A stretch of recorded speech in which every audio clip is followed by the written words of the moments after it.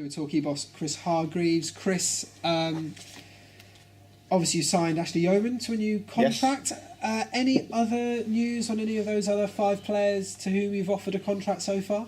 No, not yet. They'll obviously be on their sun lounges thinking about their offers now, and I think the fair offers for where we are at the moment. So, as I say, I think we may get some decisions next week.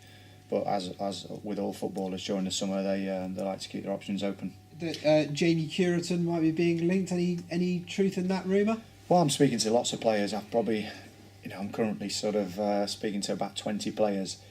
I don't want to name them all because it gets people too excited, but there's some really good talent in there, experienced players. I've got 4 players already starting back with me pre-season. Again, I don't want to name them because I don't know anyone else nipping in there and offering them contracts, but these lads have had good, success in their careers, and they're prepared to come down here and start with us and see how they feel about our club and we feel about them. And as I say, if they do end up signing, there'll be 4 fantastic signings. So I'm really pleased with the way that the first week of this sort of summer's gone.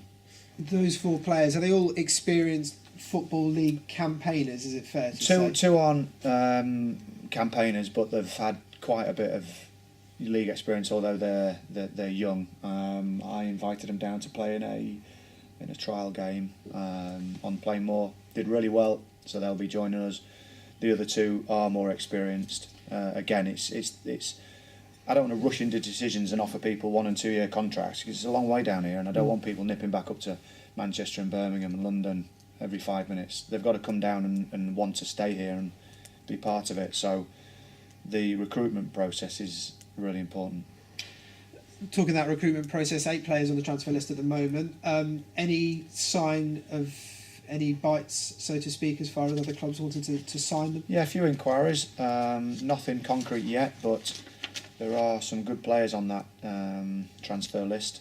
And again, it's the situation we're at. I think that sometimes it doesn't work out for players at certain clubs. Sometimes finances dictate, and sometimes I don't want the players here. I think it's a combination of all 3. As I say, we're all professional people, and you've got to be. I think you've got to have an open mind about what might happen if no one takes the boys and they turn back on the first day of pre-season training. Then we go for it together. End of story. And finally, how are you finding it? It's your first pre-season as a manager. I'm guessing it's, if we'd have talked a month ago, it's not the situation you would have liked. It's the situation you've got. Yeah. How are you adapting to it as somebody who's been on the other side of it as a player for goodness knows how many years? Oh, it's quite simple. Just don't book a holiday. That's it, isn't it? Sun's shining today, so I'm quite pleased. I might get on the pitch for 5 minutes in the centre circle and have a lay down. I might get a towel or something and just lay down with some Amber Solaire.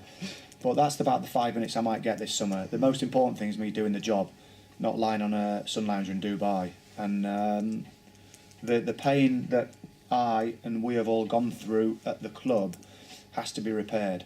So I'm the manager and I need to do it, and I'm going to give it a good go.